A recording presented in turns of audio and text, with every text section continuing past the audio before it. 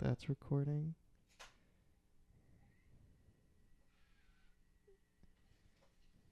And we're on.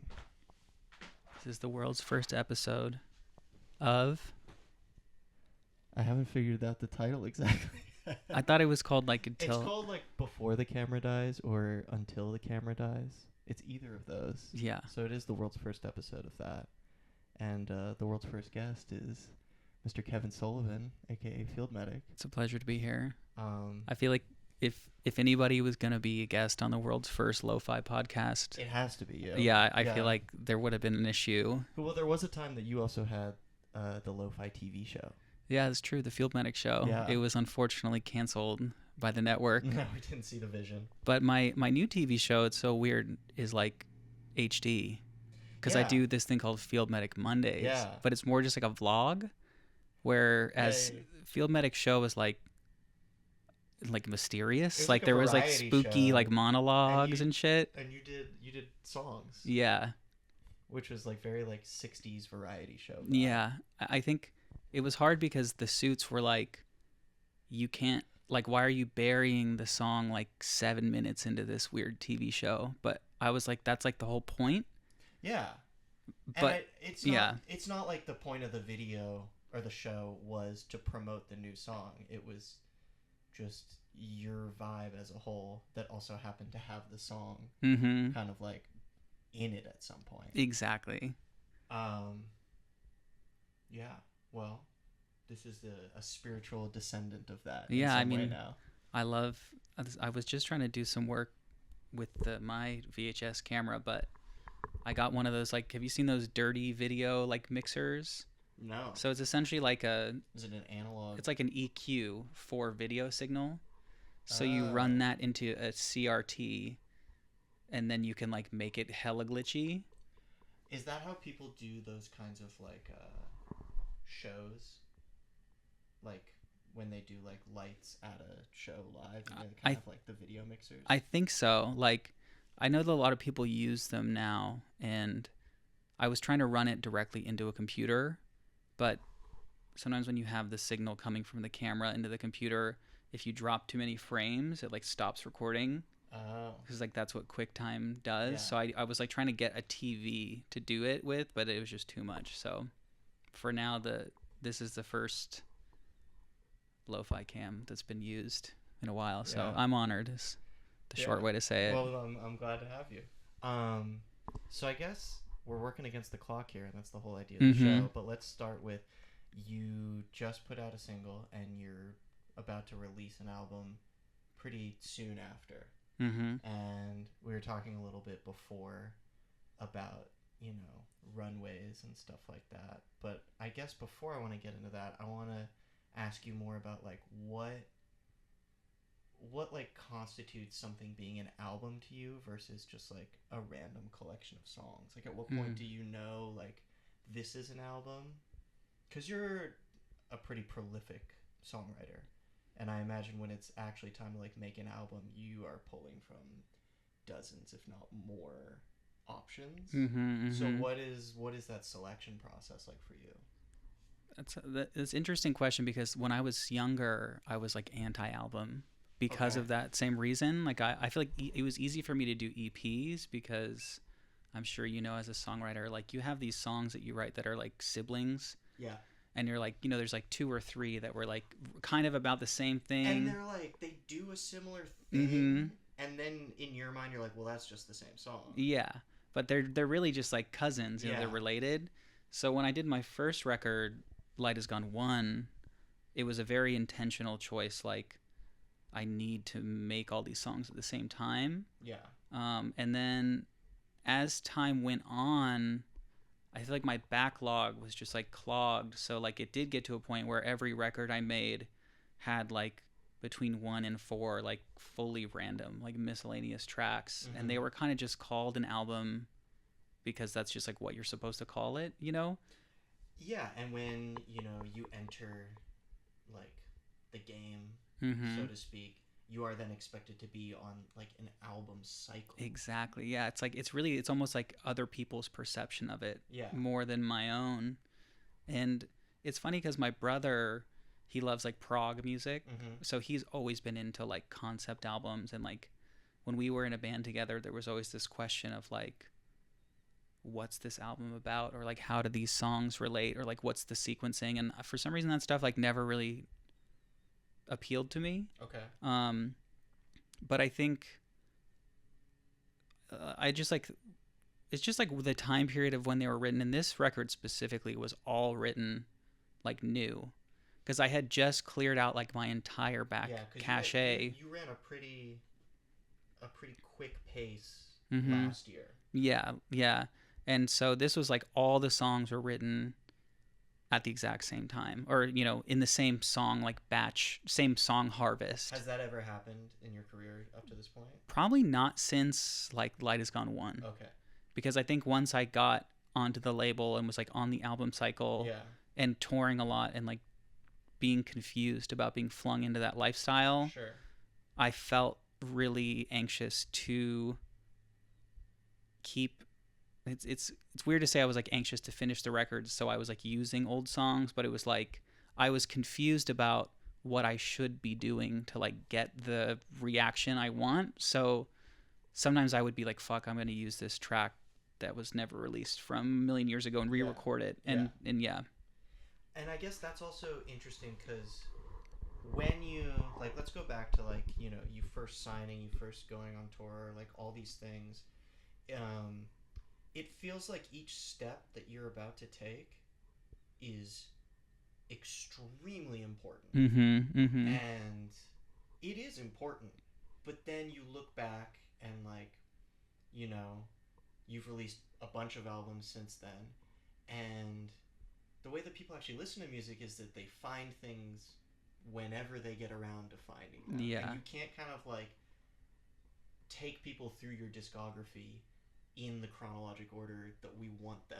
Mm-hmm. Or not even that we want them, but that we, like, subconsciously expect people to do that. Yeah.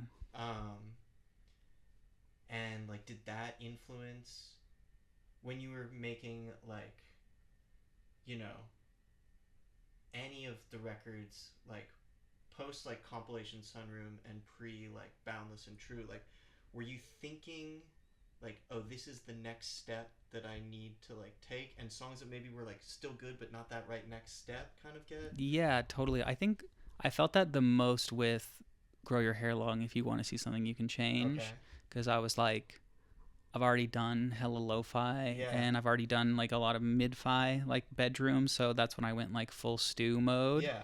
And I was kind of thinking like, maybe if I go higher fidelity, like that will be the thing that, you know, puts it over the edge. Sure. And I think that could have been the case if I wasn't so depressed. Like, I think that album is still sort of polarizing, and the subject matter is like not very, I love it. I'm not saying it's not good. It's just like, it's so dark. It is an extremely sad album to then, like, not have the kind of, like, hazy veil of lo-fi in front of it. Exactly. Yeah, it's very clear. So I feel like, but I honestly, what you're describing is what I feel right now with this new album, because I really was like, you know, as I've told you outside of this very first world premiere episode of this podcast, I was going to like retire, not literally, but I felt that way. Yeah. And so when I started making these songs, there was two ways I could go. And one of them was like, just keep it classic because I'm like a little bit disillusioned, or like actually push myself to like make it next gen. And so I kind of decided to go next gen, and then Derek, who was engineering and co-producing the album with me, was also dear friend Derek Ted. Yeah, shout out to Derek Ted. He was pushing me constantly, where I was like, dude, like, you know, it's fine as it is. And he's like, no, bro, like, we got to make it better. And so for me right now, especially like being, Can I pause? Yeah. How did that feel at the time when he said that? You know, if we weren't like literally best friends, like we're so close. Yeah. So like if it was anybody else, I think it would be frustrating. Yeah. But because I know him, and like I know, like we're kind of like, we're like the kind of friends where like we like sound the same, you know? So I feel like he can see something that I'm not able to see just because I'm like lazy, or like I'm sick of the song, whatever it is. So I'm just like, okay, fine. But there was definitely times where I'm like, bruh, like, this drum machine is cool. And he's like, no, dude, like, please, like, he literally was like, please, like, can we just try getting real drums, putting real drums on it? And like, and if you don't like it, like, he's like, give me like 20 minutes. For viewers who don't know, Derek and Kev are known socially in our world as having like their own language kind of unique to them. And that is how close they are. Yeah, we're like the same guy. Yeah. We're two versions. We're like split in half, and then so yeah. But that's really interesting, and that, I mean, that's awesome that you have someone who can like speak these things to you. Mm-hmm. And I think that's also something that like maybe people outside of music or who are like first getting into like making music and stuff don't always realize about things that are, you know, a solo project.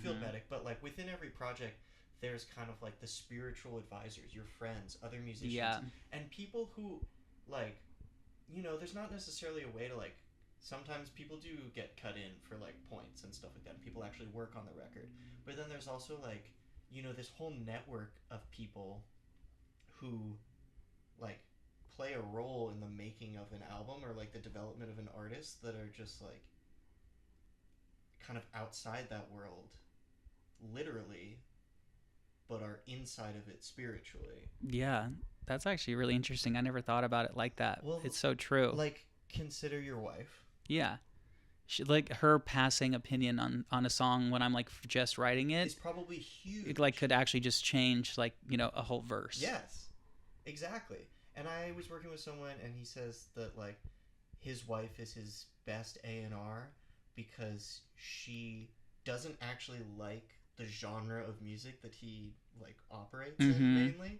So if she likes it, that means that he's like transcending something. That's amazing. So you have Derek and you have Kat, and like this is a good example of this actually. I have a friend named John Grimmett who I've talked to you about. Yeah. And for whatever reason, like at one point I sent him a music video. I think it was the UU video, so like a million years ago. Yeah. And he was like, this is a 2-watch video. And that's like the way that he quantifies, like if a music video is good. Okay. It's like if he like, cause he'll like sit through any video. Two watch is good, where he's like, you watch it once and then you want to watch it again. Okay. So now every time I'm working on a music video, when I get like, you know, underscore like rough cut _1, I send it to him and I go like, is this a 1-watch or a 2-watch? And I trust him because he's also like, he's going to keep it real. And this is your friend's dad. My friend's dad who just turned 61 yesterday. That is also rare because I think like in our line of work, at least in like the artist capacity, it's a lot of people around our age, and then there's like the suit capacity, which is like a little bit older than us. Right. And I've been wanting to have like more intergenerational like conversations about it. Like we were joking in the car, like every label needs to like hire some like chronically online 19-year-old. Yeah. Because I think that is a perspective that like a lot of us go to these meetings or like have these meetings with our managers or whatever and kind of scratch our heads being like, what do we do? And I would kill for someone's perspective like that. At the same time that I think having like a 61-year-old person's perspective on a music video is such a rare and beautiful thing. And that's actually a really good perspective too, because he's not, I mean, granted he's a musician too, so he's like a little bit more, but he was in like hair metal bands in the 80s. Okay. So for him it's like he's like, and he's just going to be candid, you know what I'm saying? Yeah. And so you don't have any like, I call these guys fake dads. Okay. I have several. Yeah. I have my other friend Carlos in San Francisco who's maybe like 50. Okay. And he I also send him stuff too, and like I talk about him in a lot of my songs. But where are your fake dads at? Yeah, I mean, I gotta get some. Yeah, I guess you can't decide. Like they just show up. Do your like actual parents play any role in your creativity? I think like my actual parents are they're just there to like support me. Yeah. I think because it's easier to sort of like share works in progress with my fake dads. Yeah. Because they're more like peers. Whereas like I feel like I could imagine some like emotions rising, if I was like, hey, like real dad, like what do you think of this mix? Like I don't know, I feel like there would just be fights. It's a funny thing because as I say that, it's like, you know, we have that resource Mm-hmm. available to, you know, people that have those kinds of relationships with their parents to But begin with. But I would, you know, I have a good relation with my parents, but I could never send them music that I'm working on. yeah, Like it just that. feels wrong. Yeah. I need fake parents for that. Do you share your works in progress with your siblings? I don't actually, which is hypocritical because I do work on my both of my younger siblings. I like work on their music with them Mm-hmm. sometimes, and I give my opinions. But I think that's also kind of like being the older brother. Um, there's just like a weird position of authority that I've been put in, and for Yeah. me to like get their opinions, I do want their opinions sometimes, but I almost don't know if I could believe it because it's just like it's like the teacher asking the student like, "Do Right. you like me?" That's really funny. Yeah, it's different for me because my brother is my older brother. Yeah. So when I send him something, I just feel like he's I mean he's like always gonna like support me. So I feel like it's always positive. But Yeah. it's like I think maybe because he is my older brother, it's like this like nod of assurance where he's like, bro, like this is sick. Trust me. And you're coming at him for wisdom that he has because he's your older brother. Because like Exactly. you've Yeah. grown up with that Mm-hmm. dynamic. Um, yeah, but I feel like most of my like spiritual people are like people I'm playing with Mm-hmm. and people I'm dating, Yeah. and then like some friends, but those friends like go in and out. I think depending on if I feel like I'm taxing them too much. Yeah, well, Like, the listen to my demo tax is pretty brutal. Like, yeah, I feel like I used to send shit like really wide, just because I was so excited, yeah, and now I really don't. I don't. I just don't because I like someone has to ask me. It's like being invited in like as a vampire. Someone has to be like, I heard you have a secret playlist. Like, yeah, can I have it? yeah. Which is Because what I when we had dinner yeah, like a couple weeks ago, I asked for that. and because it's brutal when you have like especially a full album and you like text it to your bruh and then they like don't respond for like 3 weeks sure. and you're like, did you listen? Yeah. Like Do you hate me? now I'm embarrassed. Yeah. So I just try not to share it. There's also a funny thing when you cross this threshold of like, you know, in the days when you were making music and Field Medic was the project, but Kev was the guy, and Mm-hmm. like before it was your job, like what used to work at Pete's. Mm-hmm. You Pete's were, Coffee. yeah, like, and when you made a song, then it was kind of like a beautiful and rare thing, Mm-hmm. and now years into it, it has become our job, and it's awesome that it's our job. Like we're so lucky for that opportunity, but like I do sometimes miss when it was a little bit more exciting in that way. Mm-hmm. And I don't know, it's so silly to ask, but it's like, you know, our friends used to be a little bit like more like stoked on it when we were all kind of like in it together, and now it's like I couldn't send a demo because it's just like this is what I did at the office today. It's Yeah. not like, oh, I got off work from Umami Burger and I whipped up this demo and I'm so stoked about it and it's like cute. I feel like it loses its cuteness. Well, when you have like a million tracks, and I also feel like one's own perspective, especially like more so you than me, but when you produce a lot of music and like work on recording, it's like there's something about making a recording when you're like a young buck and like maybe you're not engineering it and like you don't understand what makes drums sound sick and like Yeah. you're like, dude, this person put this high strung guitar on it and it sounds hella crazy. And so like the whole track has this like aura of magic, and then Yeah. once you've been inside the track and like you know how everything works, you think maybe a little bit about it a little bit more analytically, and like that has sort of changed the way that I listen to music. Unfortunately, like I can't help but think about like the snare tone and like It is really the hard yeah to like step back into that like the amateurish- fan, or yeah. even just like the fan, like the Yeah. listener. Which I think is the best place to actually come from when you're making music. there was an interview with Ezra from Vampire Weekend, and he was saying that like the album, he spends more time between each album because it takes him that much time to like forget how to make an album. Mm-hmm. And I think that that is so true. Like That's need to then like yeah. you need to approach each album with that same kind of like childlike wonder of just like the magic of making a recording and not the kind of like nitty gritty. Yeah, that's honestly why my like fake retirement was actually really helpful. Yeah. Because I spent, I was releasing stuff last year, but it was just all from the archives, Yeah. and I was like actually like telling everyone that like I was retired. Yeah. I was like 50% like believing myself. Mm-hmm.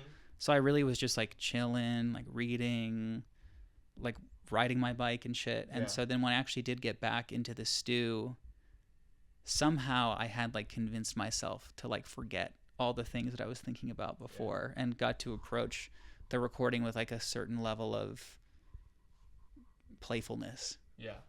That's awesome. Mm-hmm.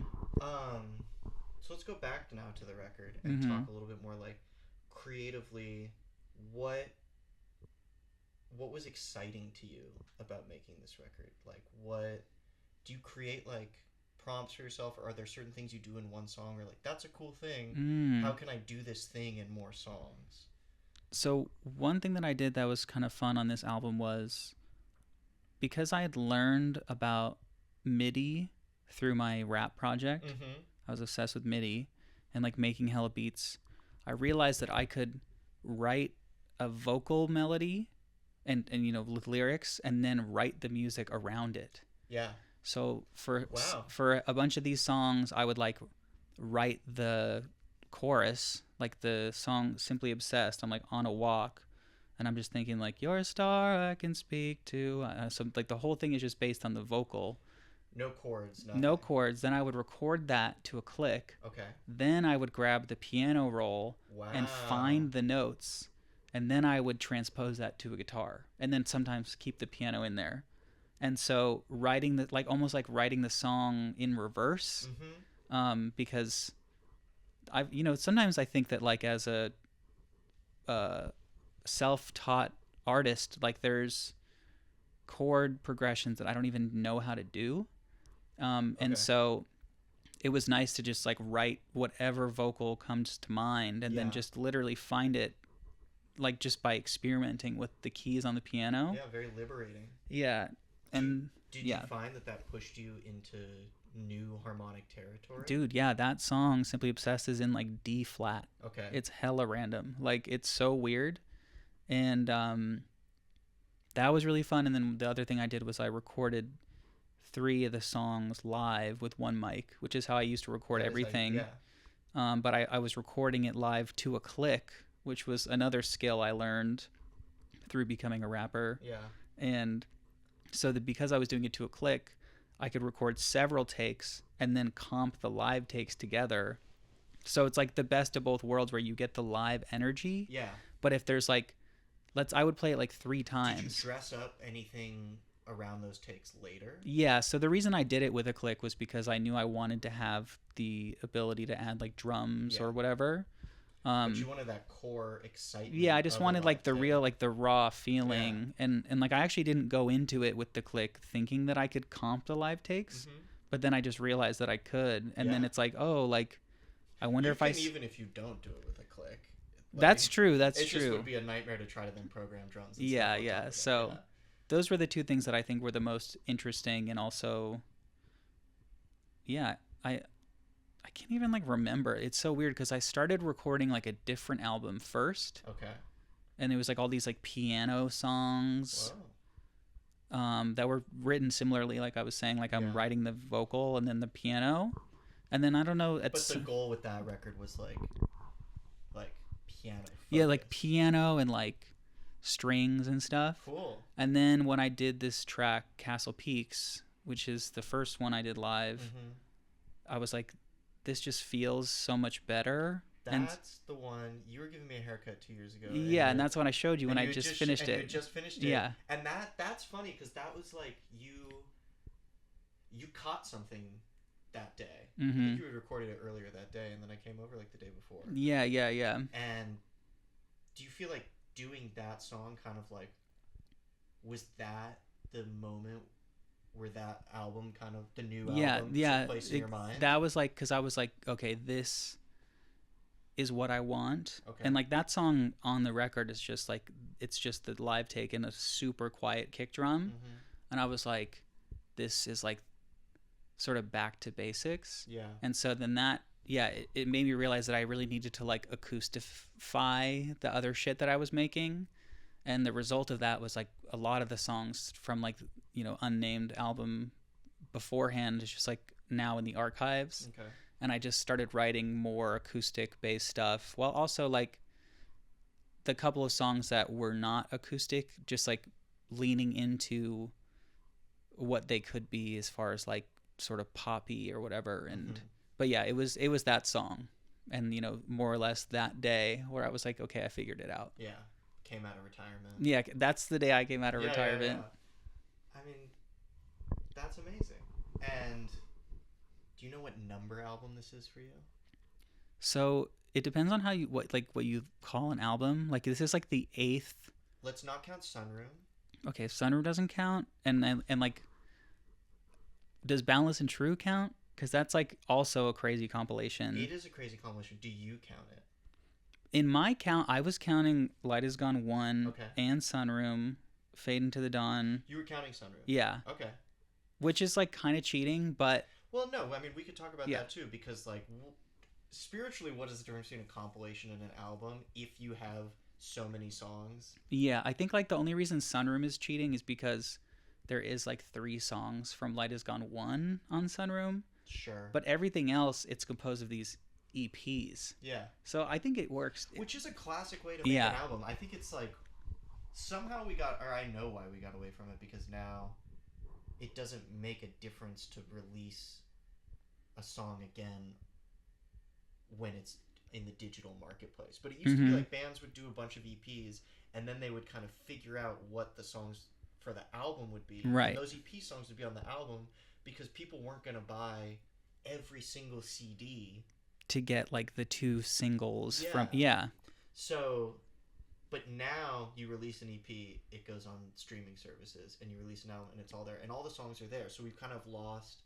the need for those EPs to be kind of like testers for the album. That's so true, because I feel like there was so many like MySpace bands where it's like you would find like the weird like lo-fi EP version on like LimeWire. Yeah.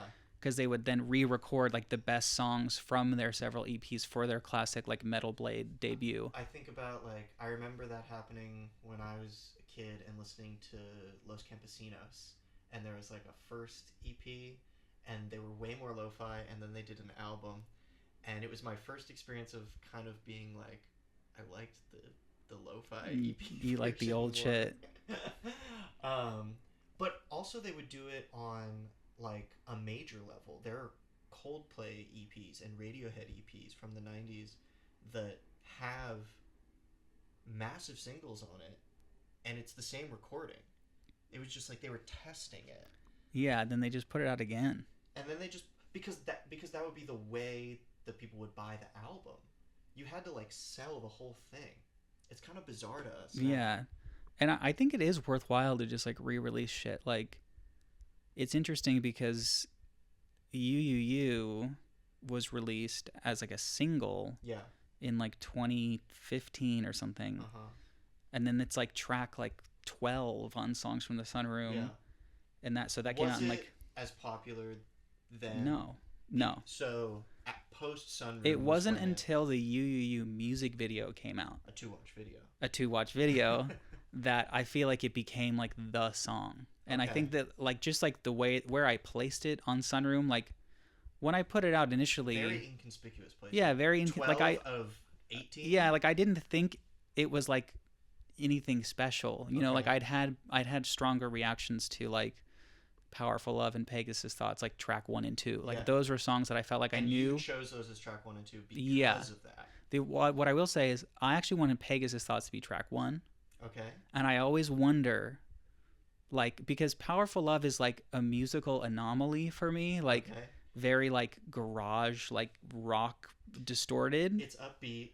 And yeah, so the label was like, I think that this would be better track one, and I'm not even disputing that, but I thought that Pegasus Thoughts would be an interesting track one because it's like musically confusing and like mystical and like sort of speaks to, I would say, something more unique to my music, which is like the finger picking and like the sort of strange imagery.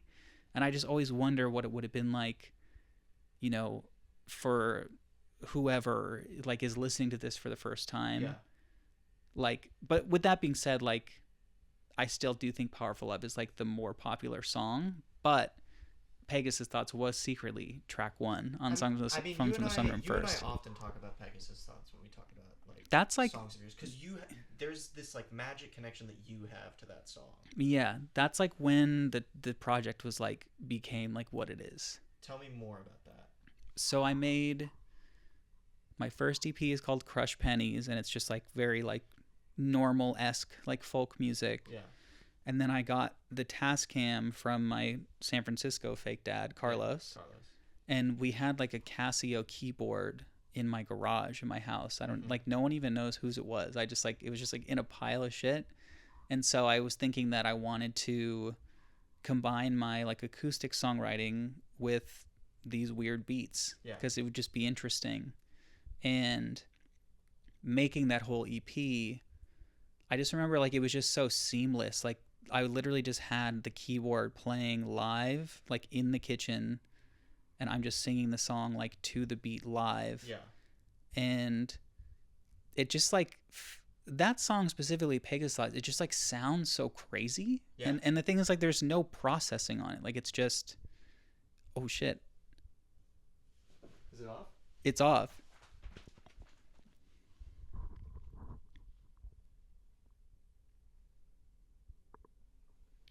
We're still going. Oh, but is the camera on? The battery is alive. The tape is full. Oh, okay. Well, let's just keep going. It just sounded so fucking cool, and it was just literally just to the cassette. No, there's nothing on. It's like completely raw. There's no reverb. Like, I have a technical question about the song. Sure. Okay, so the drums come in halfway through. Okay, so that one song actually, I have to revert my statement.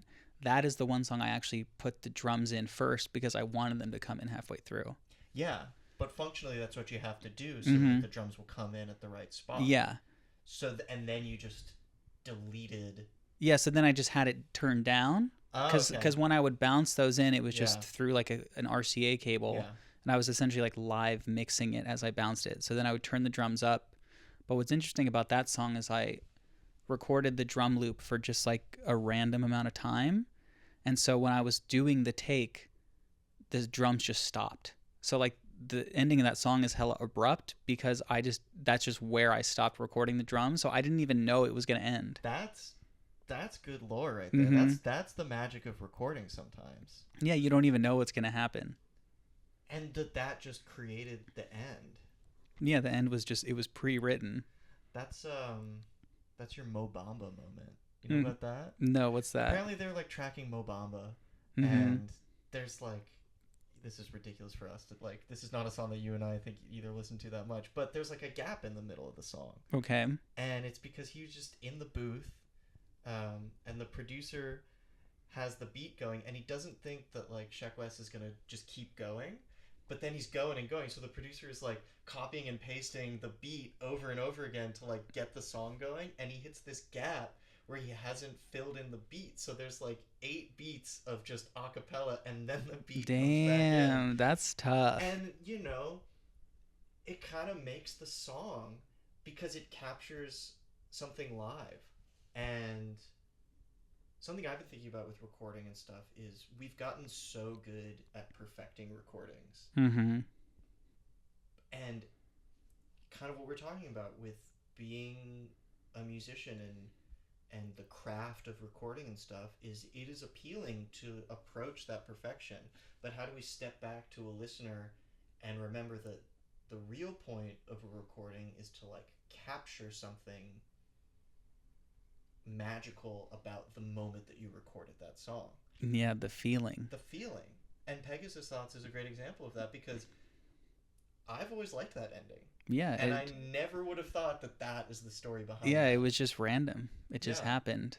And I think like what comes to mind for me talking about that is like, especially when we're talking about having like suits and like advisors and we're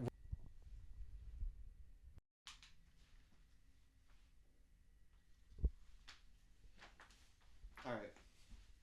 Are we back? We're back. Okay. We're back. We charged the battery a little bit just so we can have a little postscript moment. Postscript.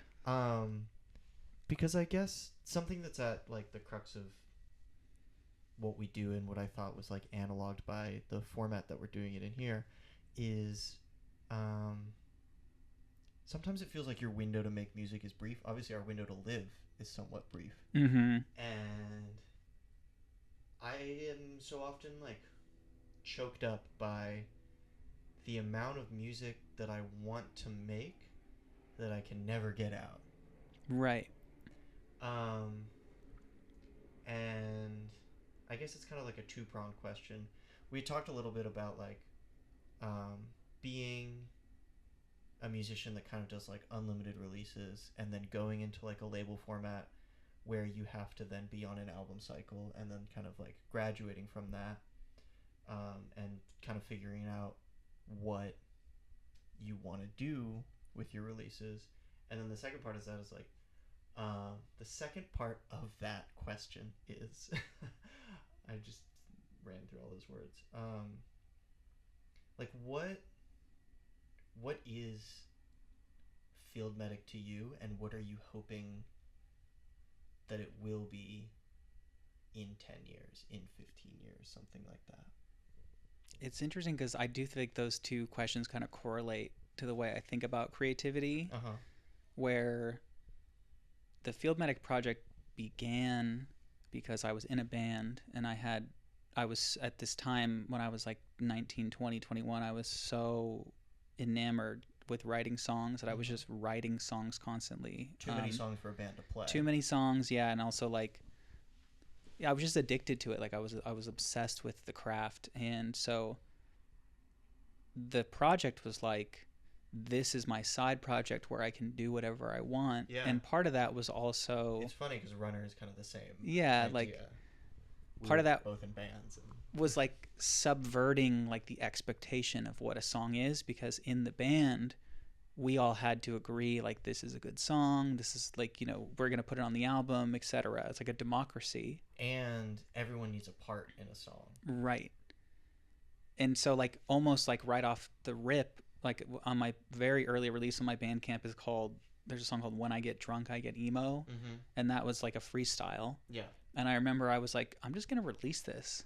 And you know, for all those people out there, like Bandcamp actually like used to be like popping, like it was a good place to put out music. Kev's gonna give you a history lesson right now. Yeah. So like this is like before, I feel like Spotify did exist, but like not everybody had it. And so it was like that song came out, and so it was also hard to get your music up on Spotify. Yeah, you could only get it up through like CD Baby, and you had to like pay money, and people just weren't gonna do that. Exactly. So it kind of started from this place of like freedom of expression. Yeah. And there was like, I have this EP called Fuck You Grim Reaper, which is like a bunch of freestyles, like extremely lo-fi. Were you putting up all your lyrics from these freestyles? I think so. I think I did type them up. Something that I always thought was really cool about Bandcamp was the focus that it put on lyrics. Yeah, and even like when you were uploading music, they're like, you should put the lyrics here. Yeah, so I would always put the lyrics, and I guess like the way that connects to the other question is like, I always try to inspire, like sometimes, you know, people will come up to me at shows that are songwriters or musicians and they want like advice, and my best advice is like, just put it out, like whatever it is, and like, you know, as long as it feels like honest and it feels true to your heart, like you should put it out. So I think like what I would like to be like the legacy or whatever is like,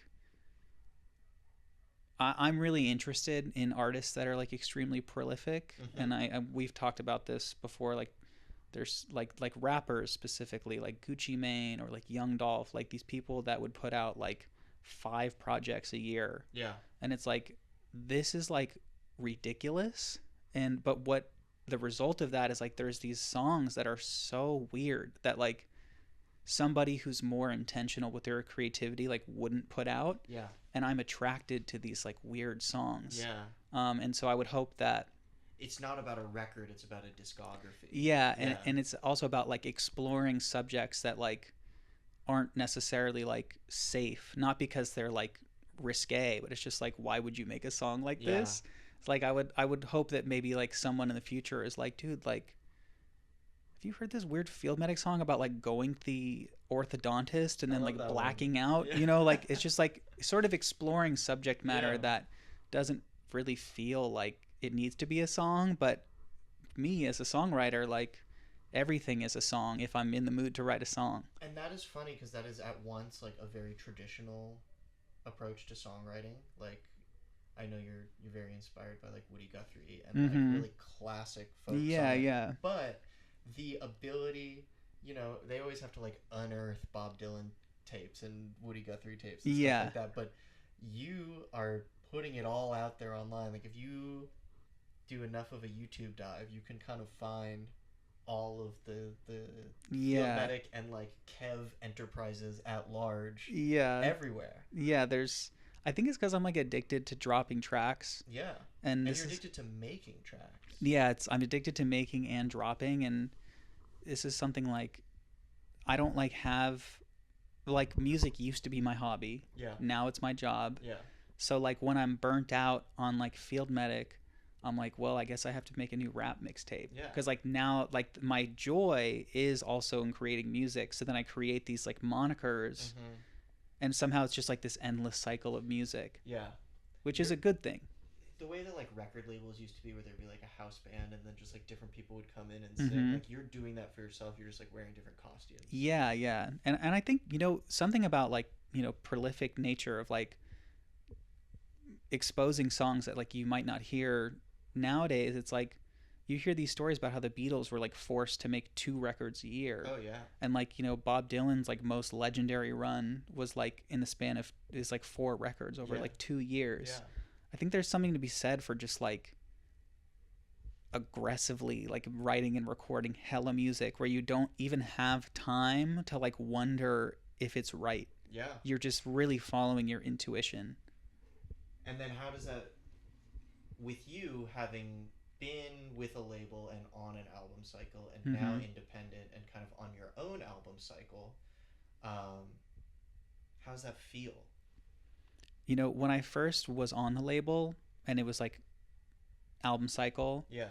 it was really like I think the biggest thing was that it was stressful. Yeah. Because you have this expectation where pre-label it was like I'm releasing hella EPs or just random singles or just whatever, and if it was a song that I liked, I would like make a music video and that was it. But with the label it was like you need to make an entire album's worth of music and then like make all the content around And it. then we need to figure out what the story Then we need to figure out the is. story Yeah. and the strategy. So it's like the hardest part was like I remember when we did Fade Into the Dawn, that was like the first like proper album. Yeah. And there's just this like come down from the expectation that you have, that anybody would have if you're sort of strategizing one release for like 6 months, Yeah. and then it comes out and you're like, oh shit, like not that nothing happened. I mean, it was great. It was a great release, but it's like you think that you're going to become like Post Malone or something, like thinking about it that way. Not to go too sporty, but I Mhm. think of it just now. I'm thinking of it like being in a traditional album cycle is like playing baseball, and you get like one at bat, and that feels like your record, Mhm. and you need to like do well. And when I was growing up, I sucked at baseball because I was so nervous. I was fine at like hitting in practice and stuff, but the pressure. But kind of being on your own schedule is a little bit more like basketball, where like you can miss 7 out of 10 shots. And then just run back, and when you get back to the net, try it again. Like, and it just each one has a little bit less pressure because the album cycle, like the professional album cycle, is scary. It's a lot of pressure put onto like a couple of months Mm-hmm. of kind of coming out of nowhere, doing an insane amount of promo, and then hoping that you've caught enough people's attention so when the album comes out, people listen to it. Yeah, and like it's also like depending a lot on sort of outside cosigns that you can't control. Like Yeah, you're like, we're gonna send it to these press people, or we're gonna send it to so and so and so and so, and hope that they like it and they write about it. And because the whole thing is this strategy, it's like all of a sudden your interpretation of how the album does is based on if it gets picked up by these news sources and totally. stuff. And like it can feel confusing, and even if it's going well, like it's still confusing, because then on the other side of it, it's like, okay, like I was like turned up because we got this press, Yeah, but like now it's, you know, been a week since then, and like there's no more like candy coming in my direction, like what now? yeah, So it's like it's, and you know, the same can be said as like an independent release as well. It's just, I think that it's really the mounting expectation of doing it, so thinking about it so strategically for so yeah. long can like lead to a weird fall off. And the life of an independent release is sometimes more post release, Mm-hmm. because you'll put something out kind of just like while you're feeling it, Yeah. and then if things move after that, that's cool. Yeah, and the thing is, like, that in and of itself, the putting it out when you're feeling it, just feels good, Yeah. regardless of the response. Mm-hmm. Because if you made a song and you love it and you put it out like the next month, like as soon as you finish it, Yeah.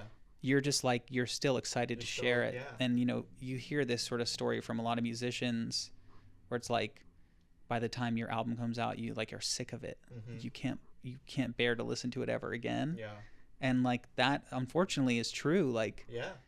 you by the time, even this record that I did, even though it is independent, we're sort of approaching it in like a pro way. This is your first like traditional album release in Yeah. a few albums. Yeah, because the last two I was just like, the album's coming out in a week. Yeah. And that feels good.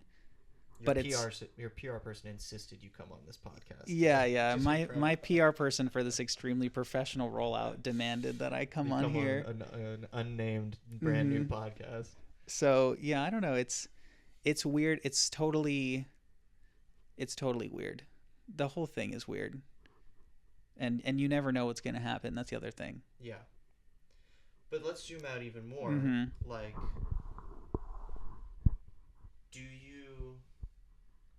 you're gonna write songs forever, probably. Yeah. And you're gonna put out songs forever. Yeah. Even when I'm retired. Yeah. Which is great. Mm-hmm. And that's so funny that like your advice to people is to put out the songs too. Mm-hmm. My advice to people is usually like, it is easier to write 10 songs than it is to write one song. Because I think when we only are writing one song, it's like putting out an album or something. It's like too much focus, too much pressure on one thing, yeah, and it's gonna fall apart. Mm-hmm. You can't put every musical idea you've ever wanted to have in one song. You need to just like get in the flow of it. And I think that is the legacy that you're building, is that you are a man of unlimited releases. And I will say though, I feel like my philosophy is actually similar to what you're saying about the 1 verse 10, because when you release a song, you can't write it anymore. Yeah. So that's like kind of another way. That's another way of saying it, where it's like, hey, like if you think this is cool, like just put it out, because then you can't do anything else to it. Yeah. So yeah. And it's not that the other way is bad. I mean, I would love to be someone who's like more careful. Mm-hmm. I think about the way that like Bon Iver songs are, and there's so much in each song. I feel like he's not writing 100 songs for an album. I feel like he's like tinkering with these songs. Like, yeah, but you know what, that kind of like your Bon Iver, your Sufjan Stevens, your Frank Ocean, I'm like, what do these Brez do for like 5 years? They work on like, I think that... Do you think they're just like tweaking like the amount one of time song? that you're writing 30 songs, I think they're doing one song, which is a level of focus that is awesome. Yeah. And I can't relate to. Yeah, I don't have that, unfortunately. No. But it's interesting. The classic comparison is like the two most recorded composers of all time are Duke Ellington and Thelonious Monk. Mm-hmm. And Duke Ellington has thousands of songs that are like registered as his compositions, and I think Thelonious Monk has 76 in his whole career. And it works for different people.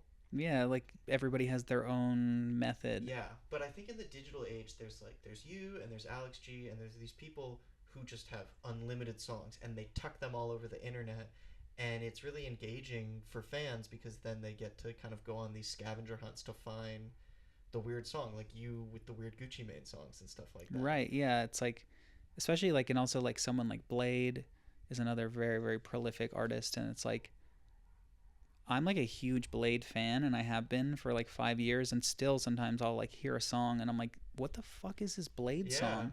And it's off some like hella random like 3-song EP yeah, that was like only released on SoundCloud in yeah, like 2017. which is awesome. It's so cool. It's like I find that really interesting in artists where yeah, you can like sort of just continually uncover like weird artifacts of their creativity. Yeah, yeah, that's a great way to put it because it's just another wrinkle to like the very complex artistry that Mm-hmm. you're witnessing.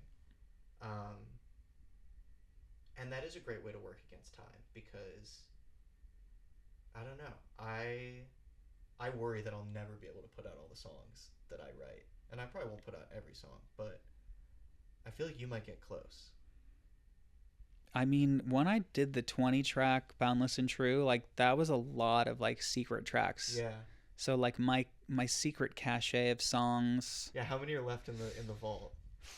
I mean, honestly, like as far as like from the old days, like not many. Like almost every song that I had tucked away was on Boundless and True. Okay. I think there's probably like between 5 and 10 like random lo-fi Wow. songs, and I guess there's like a new cache of Sure. that I record mean, I was that's the thing. There's always the new yeah, like cache. the record I was saying I was writing before I started like making the actual album. And then I mean there's tons of like shitty rap songs I've made, but those don't like need to be released. But But they they probably will be. but they probably will be honestly. Like I'm gonna be like, Yeah, of course. yeah, I'll get there. I like to just have them there, just Yeah. waiting.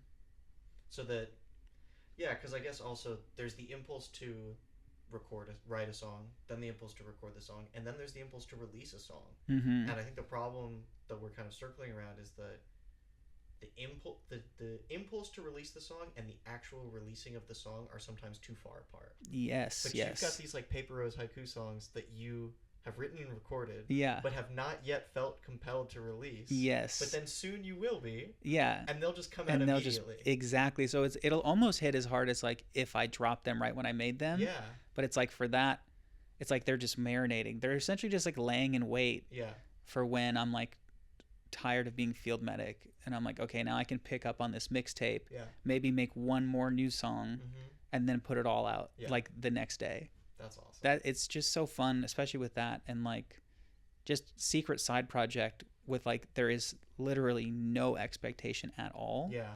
So I don't really put out those songs expecting anything to happen. And how much of that was like a salve to field medic signing to a label and like going pro?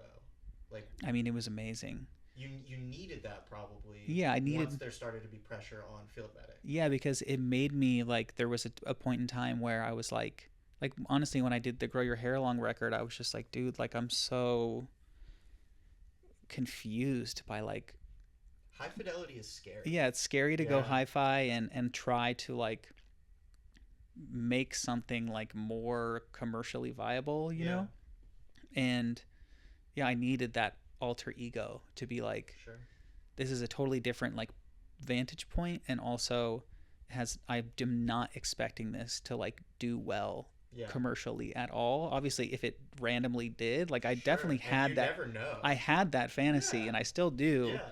but like it's like not the expectation at Yeah. all. So like and it that's very freeing. yeah, like it comes out and it gets like 30 streams. I'm like, dude, this is fucking platinum. Yeah. Like it just feels good. Like the fact that like if It is one so funny person how numbers like gloss over you. Like you'll get like 10 million streams on UUU, yeah. and like it doesn't register at a certain point, but you get 30 streams on a Paper Rose Haiku song, and it feels awesome because you're going back to day one. Yeah. Yeah, like if one person says they like it, I'm like, dude, I'm on top of the world right Yeah, now. yeah, that's sweet, and I think that will be your legacy. Yeah, I hope that it makes, the people want to be creative, and obviously I would hope that like the songs are good.